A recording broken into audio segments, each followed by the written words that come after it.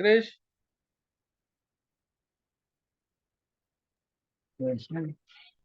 क्रिश ये सेंड कर दियो मेरे को भी आज है।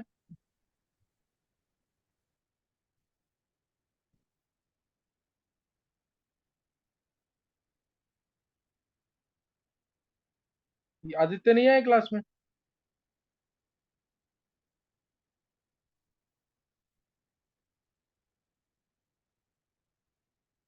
चलो कुछ नहीं था, अब ये नोट करना टॉपिक।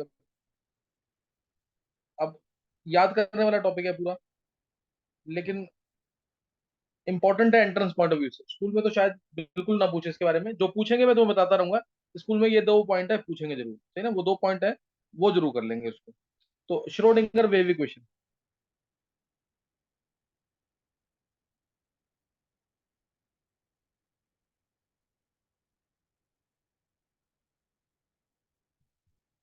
जो हम इक्वेशन पढ़ेंगे श्रोडिंगर वेव इक्वेशन, वो होगी टाइम इंडिपेंडेंट।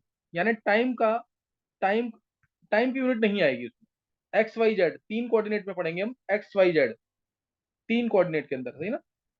अदरवाइज टाइम भी आता है, एक होती है टाइम डिपेंडेंट, एक होती है टाइम इंडिपेंडेंट। हमें कौन सी करनी है? Time independent Schrodinger wave equation. इसको एज इट इज याद करना है। मैं इसका प्रूफ भी दे दूंगा, प्रूफ का कोई ज्यादा रिक्वायरमेंट नहीं है ना। श्रोडिंगर वेव इक्वेशन, पहले तो लाइन लिखना है, this equation gives three dimensional motion of an electron, three dimensional motion of an electron in an orbit. ये क्वेश्चन क्या देती है? Three dimensional motion of an electron in an orbit.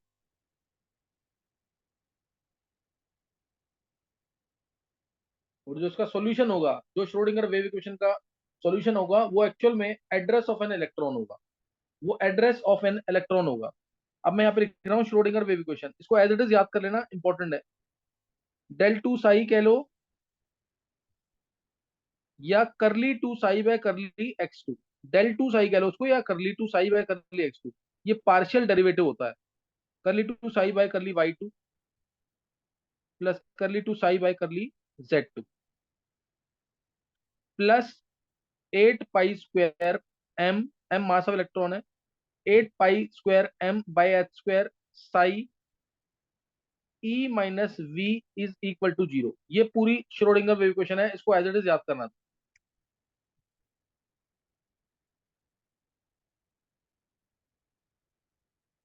सही ना, श्रोडिंगर वेव इक्वेशन, इसको as it is याद करना। और थोड़ा शॉर्ट फॉर्म में लिखना है। तो इतने पार्ट को हम डेल टू की फॉर्म में लिखते हैं। इतने पार्ट को हम ऐसे लिख देते हैं, del two psi plus 8 pi square M by H square psi E minus V is equal to zero. यहाँ पे टर्म्स, एम है मास ऑफ इलेक्ट्रॉन, थर्ड एक एक टर्म नंबर क्लियर पे होनी वो चाहिए। क्या लिखा हुआ है? दोबारा बोलो। सर जो थर्ड नंबर पे है, उस वो कैसे करना? जो लिखा है देखो, del two psi plus 8 pi square M by H square, ये साई है, psi E minus V is equal to zero. यहाँ पे एम है मास इलेक्ट्रॉन, एच है प्लैंक्स कांस्टेंट, साई बता रहा हूं मैं भी क्या है, ई है, ये ई जो है ना, ये टोटल एनर्जी। ये ई क्या है? Total energy. और जो वी है वो है पोटेंशियल एनर्जी। वी है पोटेंशियल एनर्जी, और साई है यहाँ पे वेव फंक्शन। साई के यहाँ पे wave function, wave function, psi wave function है। इसकी खुद की कोई फिजिकल, नो फिजिकल सिग्निफिकेंस, ये नोट कर लेना। Psi has no physical significance of its own.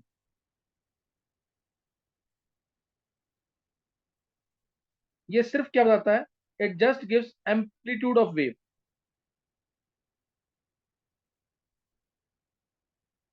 It just gives amplitude of wave.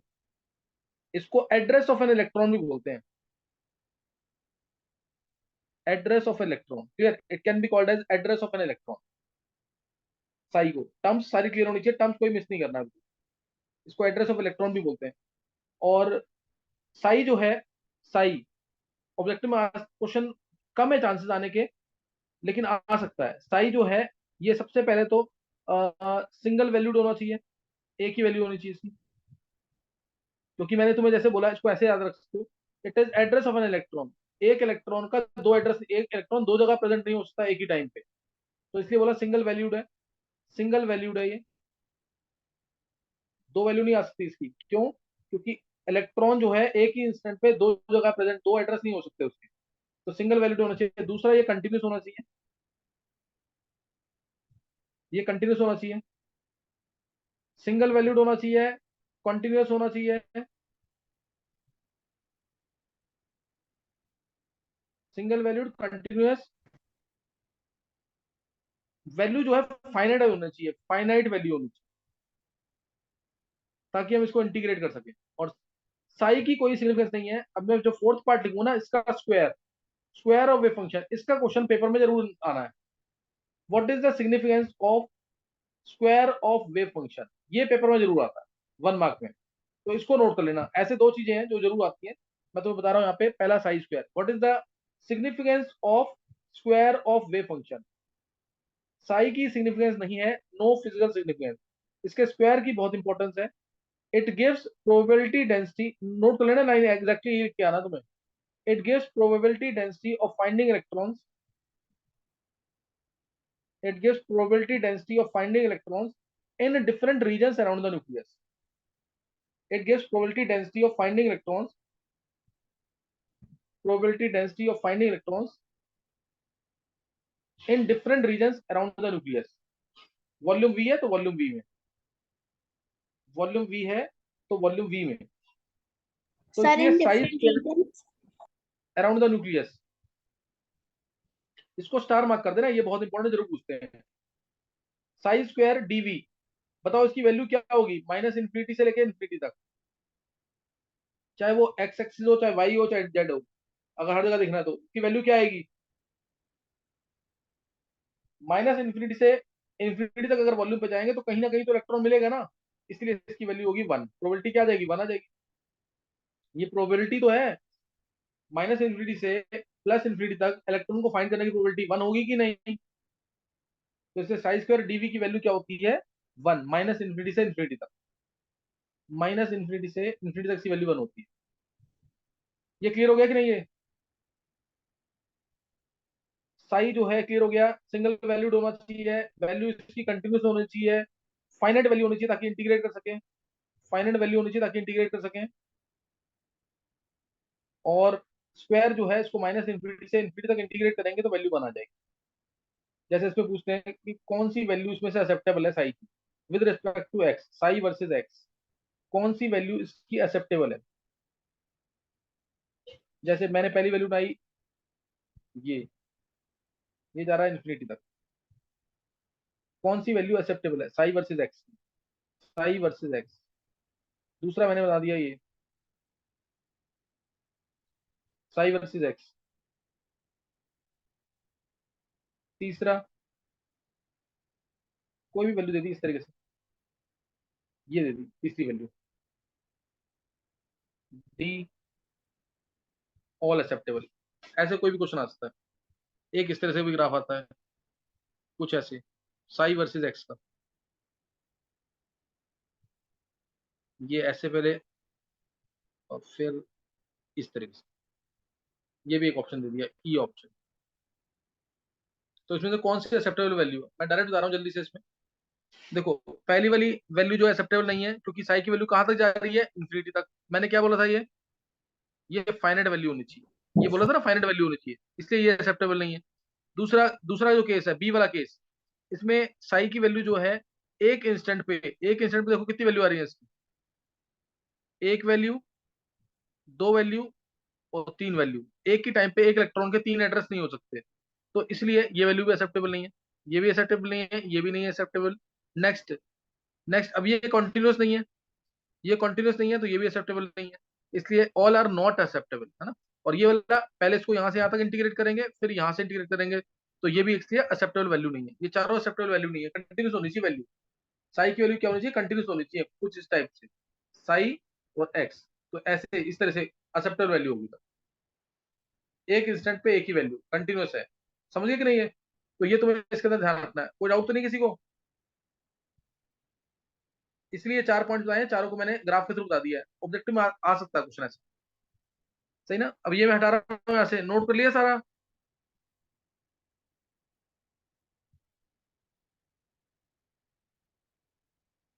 Note कर लिया ये?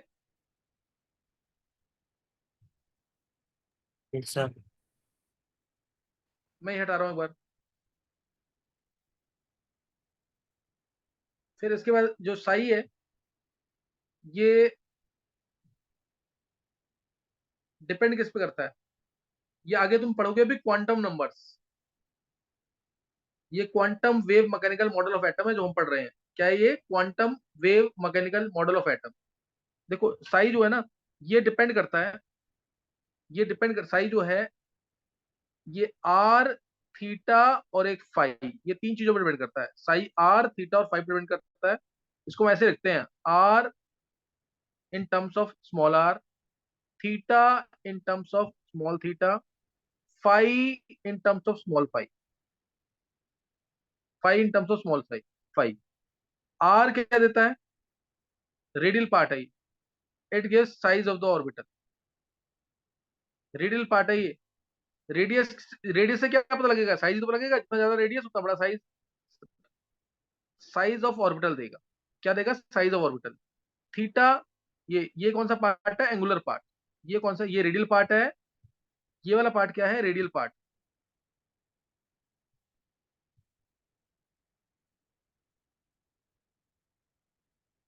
ये रेडियल पार्ट है। और इधर जो है ये है एंगुलर पार्ट। एंगल से क्या पता लगेगी? शेप। तो this will give shape of orbital. ये डिफरेंस आता है रेडियल पार्ट और, नोट कर लेना डिफरेंस की फॉर्म में।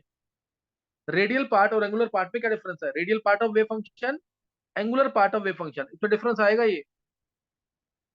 Radial part of wave function, angular part of wave function. थोड़ा फास्ट लिखेंगे इसको। रेडियल पार्ट और एंगुलर पार्ट में क्या डिफरेंस है? रेडियल पार्ट क्या दे रहा है? रेडियस ऑफ ऑर्बिट, यानी साइज ऑफ ऑर्बिटल, एक तरह से साइज, साइज ऑफ ऑर्बिटल। और एंगुलर पार्ट से एंगल पता लग रहा है, एंगल से क्या पता लगता है? शेप। ये शेप ऑफ ऑर्बिटल देगा, शेप ऑफ ऑर्बिटल, साइज और शेप, ये पता लगेगा इससे। और ये डिपेंड करता है दो क्वांटम नंबर्स पे, एन और एल पे। एन होता है प्रिंसिपल क्वांटम नंबर, एल होता है एजिमुथल क्वांटम नंबर। आगे इसी की डिटेल पढ़नी है, इससे कोई अभी ज्यादा जरूरत नहीं करने की। और एंगुलर पार्ट जो है, ये एल और एम पे डिपेंड करता है, एजिमुथल क्वांटम नंबर और मैग्नेटिक क्वांटम नंबर। इसलिए साई को हम कई बार ऐसे भी लिखते हैं, साई एन एल एम। जैसे साई 421, एन की वैल्यू 4 है, एल की वैल्यू 2 है, एम की वैल्यू 1 है। क्या क्लियर हो गया ये? सर एक बार एन दोबारा बताना, सेकंड पॉइंट इनका। सेकंड पॉइंट, जो रेडियल पार्ट है, it depends upon quantum numbers n and l. Angular part, it depends upon quantum numbers l and m. Clear हो गया कि नहीं अब? यस। तो ये ध्यान रखना है। और साई एन एल एम जो है ना, जो अगला लाइन में लिखूंगा उसको बिल्कुल रट देना है। इसके ऊपर क्वेश्चन आईआईटी एडवांस में 3 बार आ चुका क्वेश्चन। जो साई एन एल एम है, किसी भी ऑर्बिटल के लिए, ये ऑर्बिट ऑर्बिटल में क्या डिफरेंस है, सब आएगा ये। अभी मेरी बातें जो है ना, एक एक बात तुम याद कर लेना। जो जो मैं स्कूल के लिए इंपॉर्टेंट बोलूंगा वो जरूर करना। अभी तक स्कूल के लिए इंपॉर्टेंट क्या है? Radial part of wave function और angular part of wave function में क्या डिफरेंस है? Radial part radius of orbit यानी साइज ऑफ ऑर्बिटल बताएगा। एंगुलर पार्ट से शेप पता लगेगी तो शेप ऑफ ऑर्बिटल बताएगा। रेडियल पार्ट एन और एल पे डिपेंड करता है, एंगुलर पार्ट एल और एम पे डिपेंड करता है। ये करना तुम्हें। और दूसरा, what is the significance of wave function, what is the significance of square of wave function, what is the significance of square of wave function, वो क्या बताता है? Significance of square of wave function वो क्या बताएगा? It gives the probability density of finding electrons in different regions around the nucleus. It gives probability density of finding electrons in different regions around the nucleus. तो ये बातें बस जरूर कर लेना। अब जो बता रहा हूँ ये एडवांस पॉइंट ऑफ व्यू से इंपॉर्टेंट है। साई एन एल एम पे डिपेंड करता है किसी भी ऑर्बिटल के लिए। किसी भी ऑर्बिटल के लिए इसकी जो वैल्यू होगी ना, वो इस फॉर्म में होगी, वो इस फॉर्म में होगी। ये थोड़ा सा याद कर लेना, 2ZR by N A naught, 2ZR by N A naught, E की power -ZR by N A naught. तुम्हें टर्म सारी क्लियर है? जेड एटॉमिक नंबर है, R radius of orbit, N shell number, और क्या कहते हैं, ए नॉट 0.529 वैल्यू होती है ना, वो चीज है। ए नॉट लिखते हैं उसको। और साइन इसके आगे, ये तो रेडियल पार्ट है पूरा। ये पार्ट कौन सा है? Radial part. और इसके आगे लिखना है, इसकी इसी के जस्ट मल्टीपल में, इसी के जस्ट मल्टीपल में साइन, मैं नीचे लिख रहा हूं उसको, sine m theta cos l minus m theta, cos l minus m theta. Clear है? ये पार्ट जो है ना, ये इंपॉर्टेंट है, यहाँ पे ये एंगुलर पार्ट है, ये एंगुलर पार्ट, ये सिर्फ कब आएगा, जब ये पी ऑर्बिटल है, डी ऑर्बिटल है, तभी आता है ये। अगर एस ऑर्बिटल होगा, क्योंकि एस ऑर्बिटल की शेप होती है स्फेरिकल, तो ये पार्ट नहीं होगा। ये बहुत बड़ा हिंट है, कभी भी ये टर्म्स ना दे रखी हो, साई की वैल्यू दे रखी है, इससे पता लग जाएगा कि ये एस ऑर्बिटल है। अगर ये एंगुलर पार्ट नहीं दे रखा, इमीडिएटली देखते पहचान लेना कि ये जो है, ये क्या है, एस ऑर्बिटल, ये एस ऑर्बिटल ही है, अगर ये पार्ट नहीं दे रखा तो। और ये दे रखा है मीन्स ये एस ऑर्बिटल नहीं है। क्लियर हो गई बात की नहीं है? सर में क्या लिखा ये है, क्लियर हो गई साइन, बात की नहीं? साइन एम थीटा और cos? L minus m theta, cos l minus m theta. जैसे अगर मैं लिखूं ना साई 1s की वैल्यू, क्या इसमें, क्या इसमें थीटा वाला पार्ट आएगा?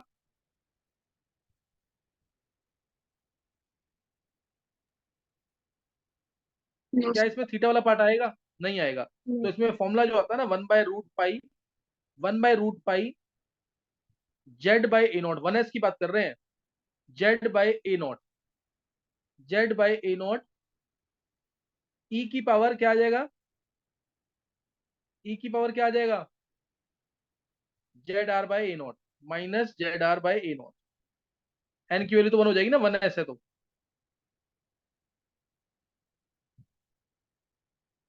ये आ जाएगा, और इसमें कोई थीटा वाला पार्ट नहीं होगा, इसमें कोई थीटा वाला पार्ट नहीं होगा।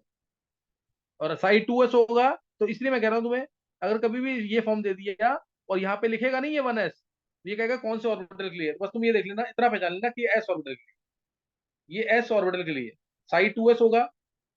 जो बहुत डिटेल में ढंग से तैयारी करना चाहता है ना, चाहे नीट की या आईआईटी एडवांस की, वो ये वाला पार्ट जरूर करेगा। ये पार्ट नहीं बताते कहीं पे भी, लेकिन इसके क्वेश्चन ना पूछे हुए हैं। हिंट मैं तुम्हें क्या दे रहा हूँ, थीटा वाला पार्ट है, थीटा वाला पार्ट है तो पी और डी ऑर्बिटल है, और थीटा वाला पार्ट नहीं है तो एस ऑर्बिटल है। बस ये पता होना चाहिए तुम्हें इतना। इससे एडवांस के क्वेश्चन है, कंपेरिजन की फॉर्म में आए हैं, वो सारे सॉल्व हो जाएंगे। साइड 2s बोलूंगा तो उसमें भी एक कांस्टेंट आ जाएगा, ऐसे ही 4/√2 पाई करके कुछ कांस्टेंट आता है इस तरीके से।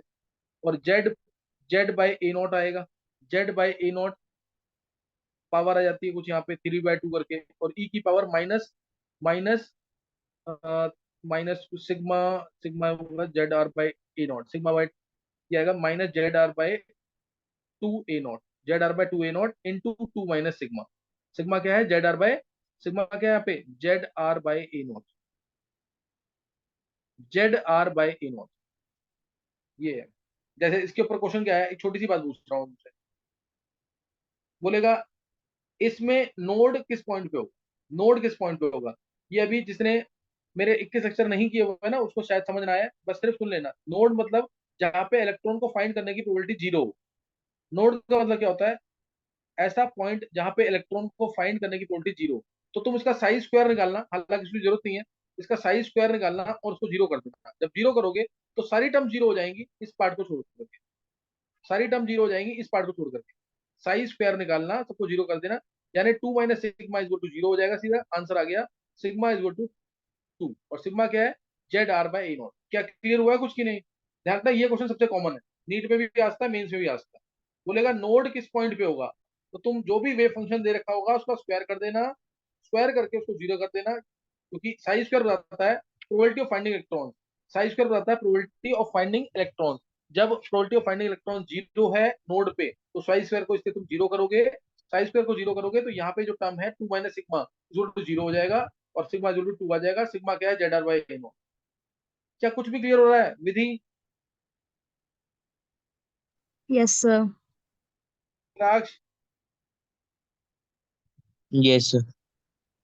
देख थोड़ा बहुत भी अगर क्लियर हो जाए ना, पेपर में क्वेश्चन गल जाएंगे, डरोगे नहीं क्वेश्चन को देख करके, जो टर्म्स में लिख रहा हूँ यहाँ पे, इसलिए बता रहा हूँ सिर्फ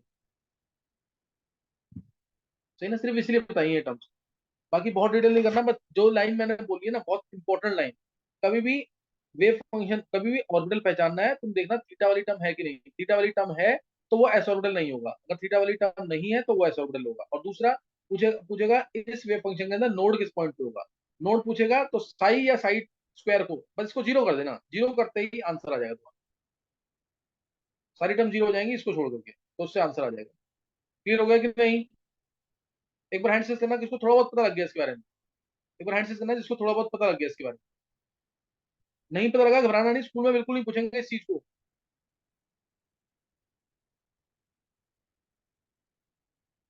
श्रेयस, चित्राक्ष, मानसी, दिया, विधि, अर्शी, दिव्यांश, दिवस, कीर्ति, अतुल्य, आयुष, प्रियंका, हितेश, इशिता, कशिश, कृष, सौम्या, भव्या, लक्ष्य, मणि, युग। दिव्यांश सकराल नहीं समझ आया दिव्यांश? तो थोड़ा बहुत डाउट आ रहा है। अच्छा तो दिव्यांश देख, अच्छा तुम जो मैंने अभी बातें बोली ना उसमें दोनों बातें जो मेरी इंपॉर्टेंट वाली है वो बोल दे बस तू, फिर कोई डाउट नहीं है। दो बातें मैंने अभी कौन सी बोली है इस वाले पेज पे है दिव्यांश? इस पेज पे मैंने दो बातें बोली है साई से रिलेटेड। वो दो बातें क्या बोली है? एस ऑर्बिटल कब होगा कब नहीं होगा एक ये बता दे, और एक नोड से रिलेटेड बात बोली है। नहीं सुना है वो? अच्छा। मैं, दूसरा दिव्यांश है वो बोलेगा अब। सर एंगुलर पार्ट नहीं दिया होगा तो एस ऑर्बिटल होगा, बहुत अच्छे। और वाई साई स्क्वायर कर देंगे तो उसके बाद जीरो रखेंगे तो नोड सिग्मा पता लग वाला जाएगा पार्ट नोड पे क्या। आ जाएगा। बिल्कुल सही है, बिल्कुल सही है। नोड पूछेगा तो साई स्क्वायर निकाल करके जीरो कर देना, उससे आंसर आएगा। दिव्यांश सही है। Yes sir. बस यही दो बातें बोली, दो बातें ध्यान रखनी है। ये तेरे को रटना नहीं है कुछ भी यहाँ पे, ये चीजें जो बताई है ना यहाँ पे, ये बिल्कुल भी रटनी नहीं है। इनको ना फॉर्मूला की फॉर्म में लिखना, इसको ना फॉर्मूला की फॉर्म में लिखना, ये रटना नहीं है इसको। बस तुम्हें जो हिंट दिया ना वो ध्यान रखना जरूर। Okay sir. हाँ बस उतना ध्यान रख लेना। और श्रोडिंगर वेव इक्वेशन याद करनी है पूरी तुम्हें एज इट इज। मैं पूछूं तो तुम्हें याद हो, मुझे पता लग जाएगा चैप्टर याद है कि नहीं याद है। श्रोडिंगर वेव इक्वेशन याद। स्कूल के लिए इंपॉर्टेंट सिर्फ दो चीजें, साई स्क्वायर का सिग्निफिकेंस क्या है, रेडियल पार्ट एंगुलर पार्ट में डिफरेंस क्या है, रेडियल पार्ट एंगुलर पार्ट में डिफरेंस क्या है, बस तुम्हें इतना ही करना है स्कूल के लिए। अच्छा अब यहाँ पे अगर मेरे को साई की वैल्यू निकालनी है तो क्या करना पड़ेगा? अगर साई की वैल्यू निकालनी है तो क्या करना पड़ेगा? साई की वैल्यू निकालनी है, दो बार इंटीग्रेट करना पड़ेगा इसको कि नहीं? इस इक्वेशन को दो बार इंटीग्रेट करना पड़ेगा कि नहीं साई की वैल्यू निकालने के लिए? जैसे dy बाई डी एक्स है, मेरे को अगर इसमें इज टू एक्स स्क्वायर दे रखा है, मेरे को अगर y की वैल्यू निकालनी है तो इंटीग्रेट करना पड़ेगा कि नहीं? अगर y की वैल्यू निकालनी है इंटीग्रेट करना पड़ेगा कि नहीं एक बार? अगर डबल डेरिवेटिव है तो कितनी बार इंटीग्रेट करना पड़ेगा? दो बार। साई की वैल्यू निकालने के लिए इसको दो बार इंटीग्रेट करना पड़ेगा। दो बार इसको इंटीग्रेट करेंगे तो साई की वैल्यू आ जाएगी। साई की वैल्यू जो आती है ना, जो साई की वैल्यू आती है उसे बोलते हैं eigen function. Eigen function term सिर्फ सुन लो, इसमें कोई डिटेल करने की जरूरत नहीं है इसमें। और जो इसके कॉरस्पॉन्डिंग ई की वैल्यूज आएंगी, इसके कॉरस्पॉन्डिंग ये जो ई है ना इसकी वैल्यूज आएंगी, उसे बोलते हैं आइगन वैल्यू। साई वन है तो ई वन वैल्यू आ गई, साई टू है तो कुछ दूसरी वैल्यू ई टू आ गई, साई थ्री है तो क्या पता ई थ्री वैल्यू आ जाए। इस तरीके से साई की वैल्यूज को आइगन फंक्शन कहते हैं और ई की वैल्यूज को आइगन वैल्यू कहते हैं। इसके सॉल्यूशन से इसके सॉल्यूशन से एन एल एम तीन क्वांटम नंबर पता लग जाते हैं। Principal quantum number, azimuthal quantum number, subsidiary magnetic quantum number. Azimuthal और सब्सिडियरी एक ही बात है। Principal quantum number, azimuthal quantum number, magnetic quantum number, ये तीनों पता लग जाते हैं। सिर्फ स्पिन क्वांटम नंबर नहीं पता लग पाता। तो ये भी स्कूल लेवल के लिए इंपॉर्टेंट क्वेश्चन है। Which quantum number can not be determined by Schrodinger wave equation? कौन सा क्वांटम नंबर हम श्रोडिंगर वेव इक्वेशन से नहीं निकाल सकते हैं? तो कौन सा बोलोगे? Spin quantum. बस इतना याद करना तुम्हें इससे। ये तीसरा क्वेश्चन स्कूल के लिए इंपॉर्टेंट है। ये तीसरा क्वेश्चन है जो स्कूल के लिए इंपॉर्टेंट है। Spin quantum number can't be determined from solutions of Schrodinger wave equation, उससे हम नहीं निकाल सकते इसको। एक ये इंपॉर्टेंट है। और दूसरा एक हैमिल्टनियन ऑपरेटर की फॉर्म में, हैमिल्टनियन ऑपरेटर की फॉर्म में भी श्रोडिंगर वेव इक्वेशन लिखते हैं। मैं वो भी यहाँ लिख के दिखा देता हूँ। हैमिल्टनियन ऑपरेटर की फॉर्म में डेल टू साई जो है, del two psi is equal to आ जाएगा -8 pi square m psi by E H square E minus V is, ये आ गया। ये आ गया, तो h² bye 8 pi square m, 8 pi square m minus में आ गया, माइनस इधर ले आया, h² ऊपर गया बाय 8 पाई स्क्वायर m। मैं बता रहा हूँ अभी, अर्शी अभी बता रहा हूँ, Hamiltonian operator -h² bye 8 pi square m is equal to, psi तो है यहाँ पे, एक मिनट, del 2 साई है यहाँ पे, is equal to E psi minus V psi.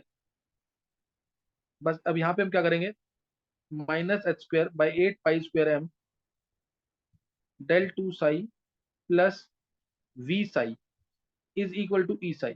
बस ये ध्यान रखना। अब ई साई यहाँ पे क्या है, टोटल एनर्जी।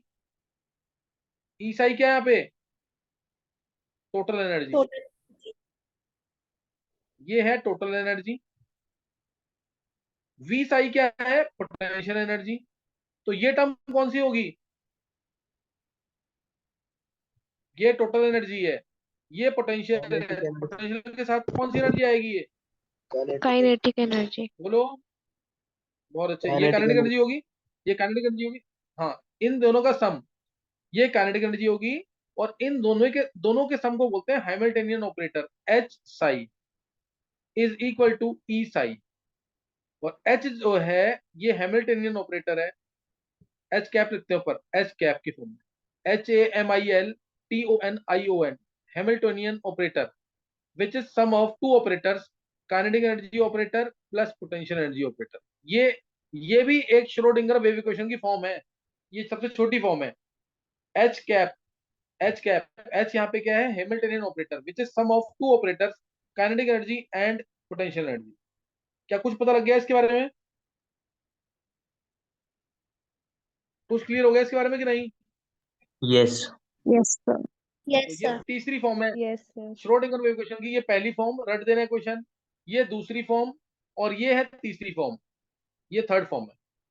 अब लास्ट एक बार, जो श्रोडिंगर वेव इक्वेशन, मैं ऊपर से थोड़ा सा रब कर रहा हूँ उसको, मैं ऊपर से थोड़ा रब कर रहा हूँ उसको, इसे थोड़ा सा रब किया मैंने यहाँ पे। और अब जो श्रोडिंगर वेव इक्वेशन है ना, इसका एक बहुत छोटा सा प्रूफ है, डिटेल में नहीं है, लेकिन फिर भी उसको तुम करना चाहो तो कर सकते हो, अदरवाइज बहुत ज्यादा रिक्वायरमेंट नहीं है उसकी। देखो, जो माइक्रोस्कोपिक लेवल पे, क्लियर, माइक्रोस्कोपिक लेवल पे यानी इलेक्ट्रॉन प्रोटॉन के लेवल पे, जो साई है वो ऐसे दिया जाता है, ए साइन 2 पाई x/λ। साई जो है वो ऐसे दिया जाता है, ए साइन 2 पाई x/λ। क्लियर है कि नहीं ये,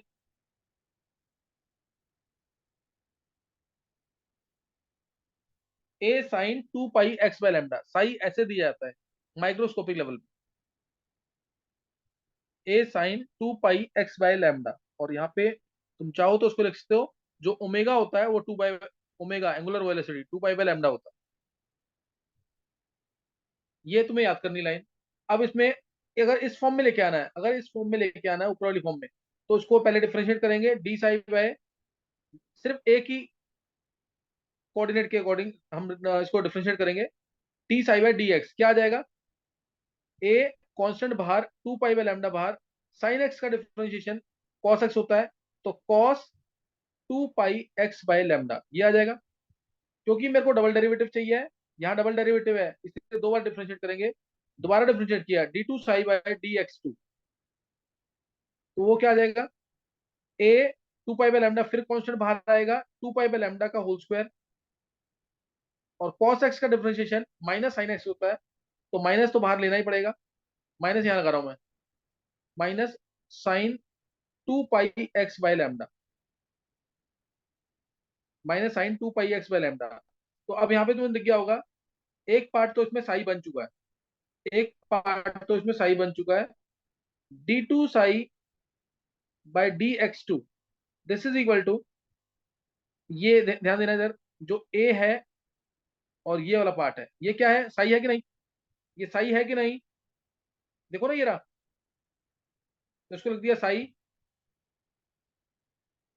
माइनस में साई 2 पाई, ये 2 पाई है ना, 4 पाई स्क्वायर हो गया, 4 पाई स्क्वायर, 2 पाई का होल स्क्वायर था ना, 4 pi square by lambda square, by lambda square, lambda होता है एच बाय एम वी, ये भी पता तुम्हें, तो एच स्क्वायर आ गया नीचे, ऊपर आ गया m square v square, m अलग किया into m v square, m अलग किया into m v square.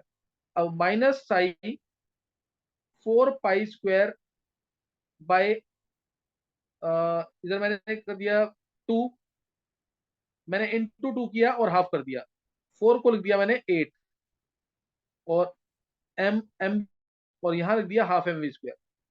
Half m v square क्या बन जाएगा, हाफ एम वी स्क्वायर क्या बन गया, काइनेटिक एनर्जी, काइनेटिक और एनर्जी। काइनेटिक एनर्जी क्या होता है, 8 pi square m by h square, kinetic energy है ना ये। तो काइनेटिक एनर्जी को क्या लिख सकते हैं, ई माइनस वी लिख सकते हैं कि नहीं, potential energy minus, sorry total energy minus potential energy, E minus V. नहीं समझ आया,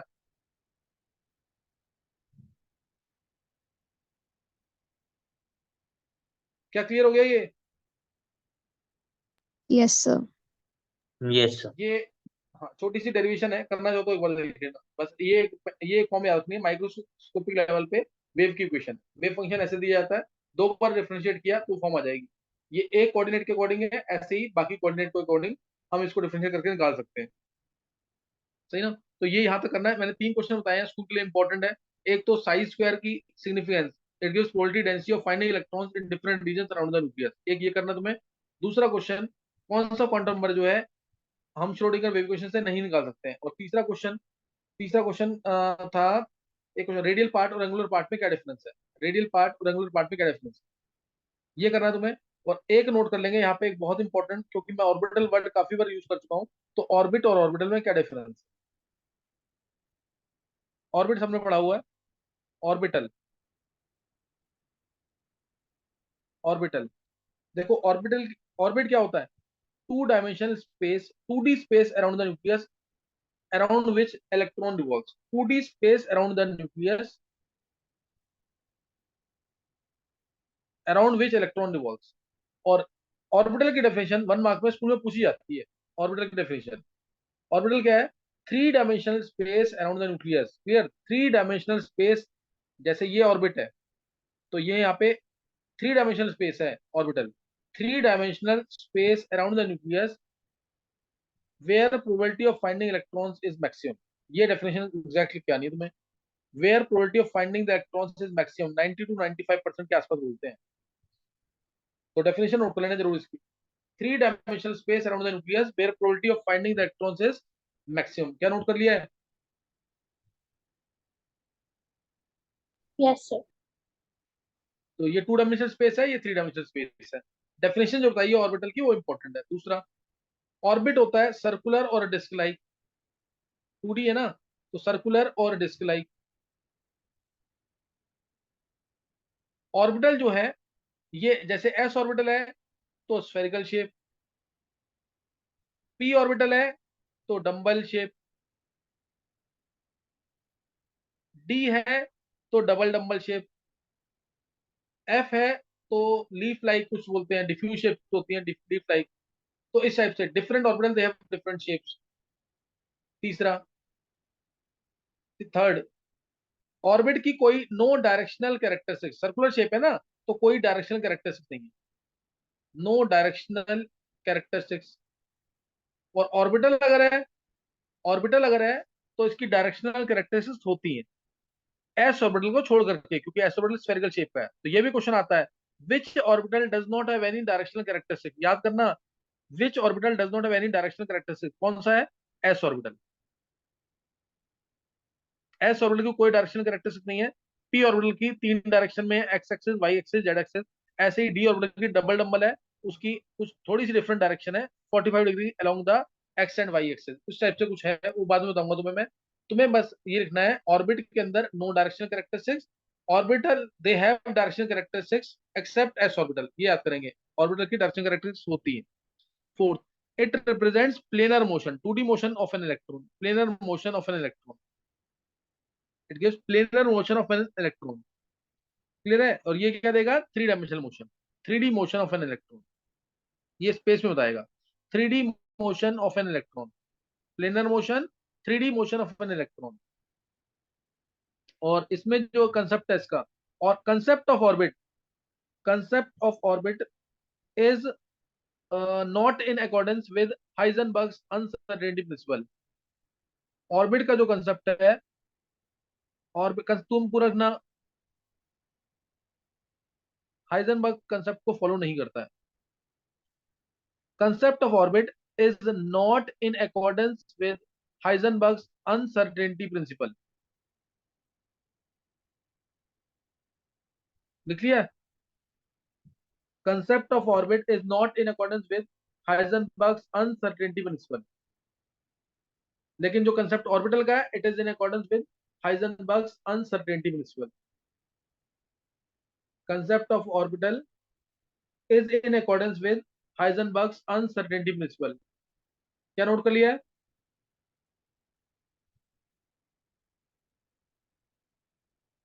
फिर यस ऑर्बिट सर। के अंदर, हाँ ऑर्बिट के अंदर टोटल इलेक्ट्रॉन्स जो होते हैं 2n², 2n² इलेक्ट्रॉन्स होंगे ऑर्बिट के अंदर। पहला शेल तो n की वैल्यू 1 पुट करो, 2 × 1 का स्क्वायर 2 इलेक्ट्रॉन। दूसरा शेल तो 2 × 2 का स्क्वायर 8 इलेक्ट्रॉन। तीसरा शेल तो 2 × 3 का स्क्वायर 18 इलेक्ट्रॉन। लेकिन ऑर्बिटल के अंदर हमेशा 2 ही इलेक्ट्रॉन होंगे। ऑर्बिटल के अंदर हमेशा 2 ही इलेक्ट्रॉन होंगे। क्या क्लियर हो गया डिफरेंस?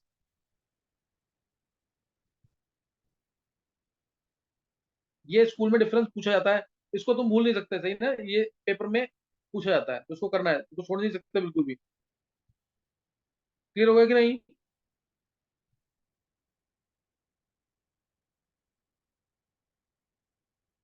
Yes sir.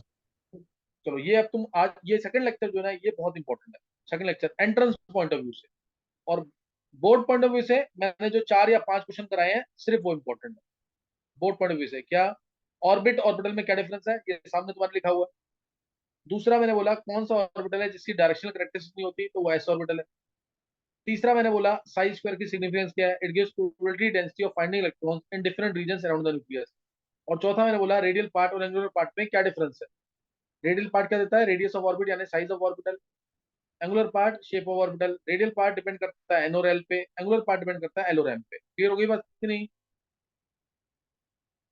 चलो तुम यहाँ तक कर लेना जरूर, और कल पढ़ के आना पूरा। मैं बता दूंगा कि कौन सी क्लास होगी कल, और नहीं मोस्ट प्रोबेबली है।